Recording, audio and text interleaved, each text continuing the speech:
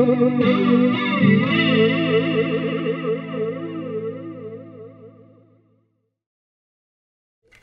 there, and welcome to another segment where I ramble on about one of my new pedal designs. Today I'm going to be talking about Spectre, which is an analog through zero flanger. And yeah, let's just jump right into it. I will warn you that if you're interested in hearing just straight up playing, there's lots of other videos around for that.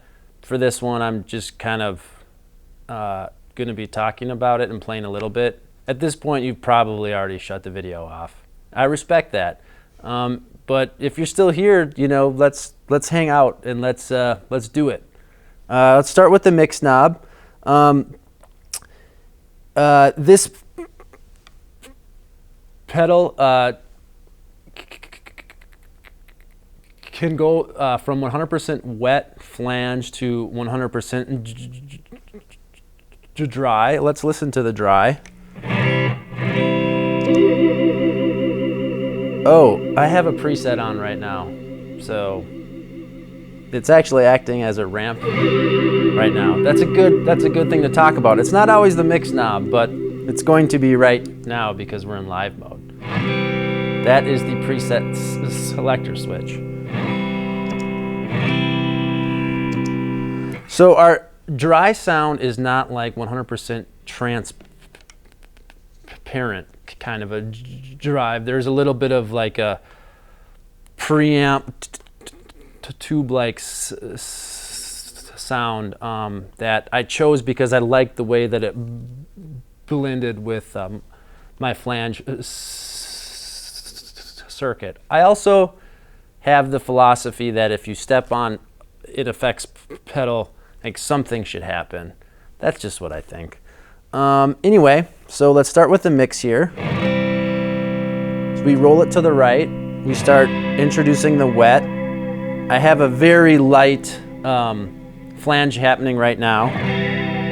It sounds almost like chorusy because of where I have the zero knob here. So right now we're all the way wet. Speaking of the zero knob,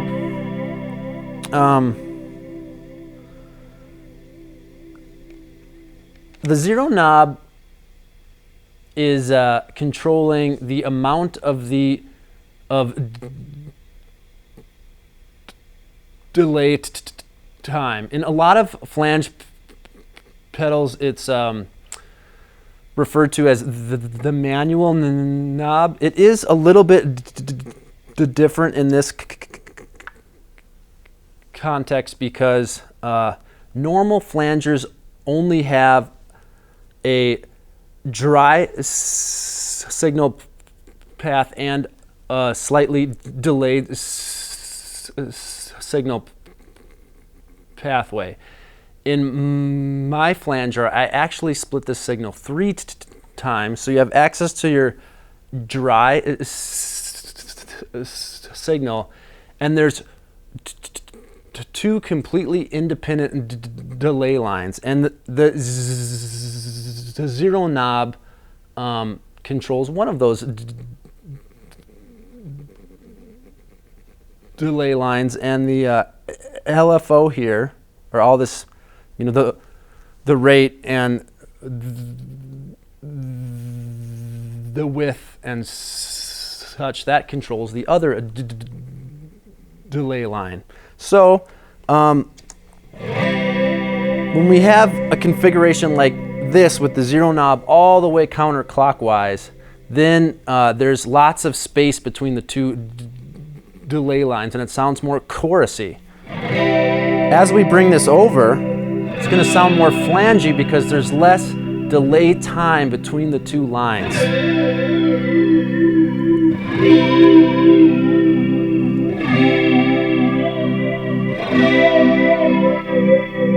Now you're hearing something weird happening there, right? Like the signal's canceling out. That's the through zero action happening. So let's turn the regeneration down a little bit so we can really hear this. Turn the width all the way down. And now there's no LFO modulation. You just have two static delay lines. The 0 point where the delay lines cross over, it's a little different on each pedal, but it's going to be about, well, you can hear it. It almost completely cancels out. Now, if you introduce some of the width there on the other delay line, you're going to start modulating around that 0 point and get this kind of a sound.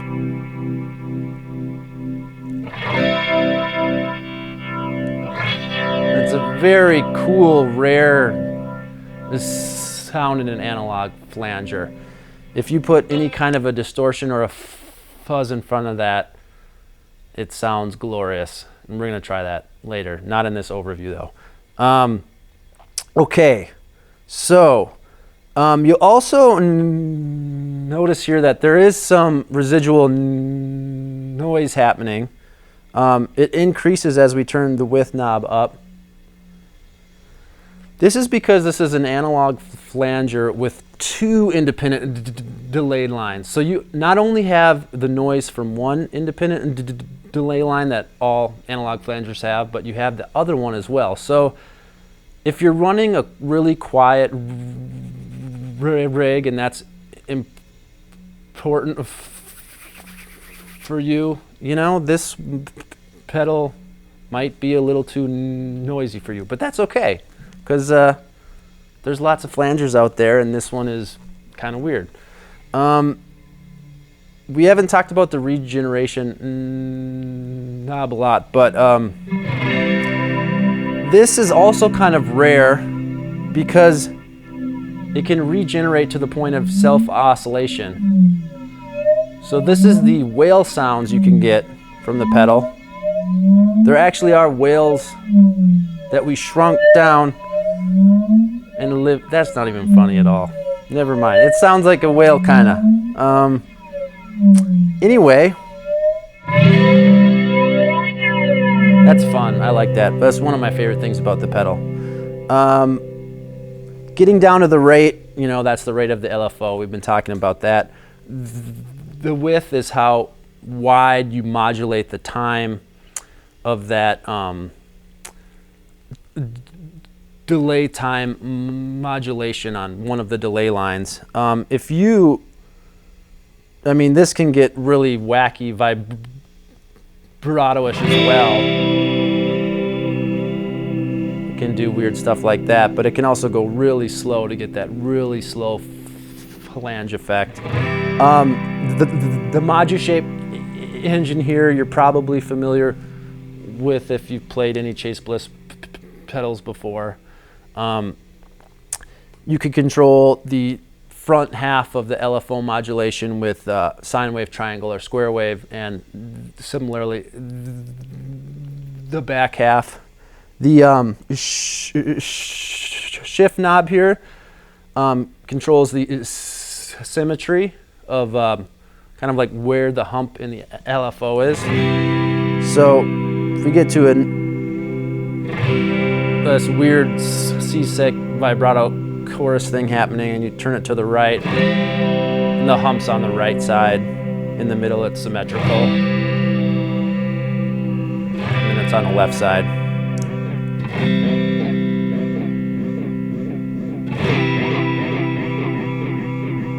Gives you an idea. Lots of flexibility there.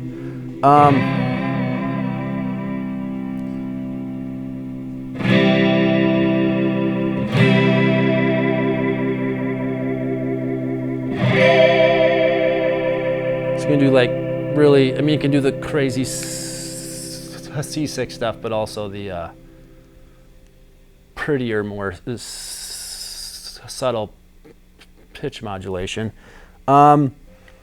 We have the preset selector switch here, where let's say we like this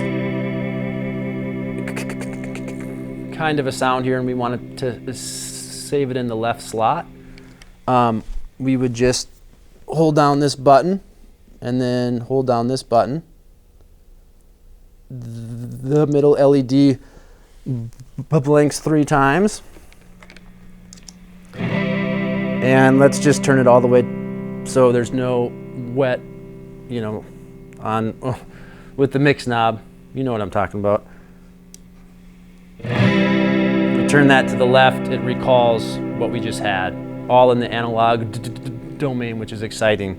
I think we had something weird in the right slot. Yeah, modulating the rate with ramp knob, which we won't talk about in this overview because it's there's other videos about ramping you can watch. One important thing about the ramp knob though is that you can set the mix where you want it, and then once you select a dip switch for ramping or expression, the pedal will remember the last spot that you had the mix at. I get a lot of questions about that because some people are confused, like, can I still use the mix knob if I'm ramping, or, you know, it is kind of confusing. And yeah, I think that's about it for now. We're going to do a couple more videos, but that's just kind of an overview, and thanks for watching it, friends.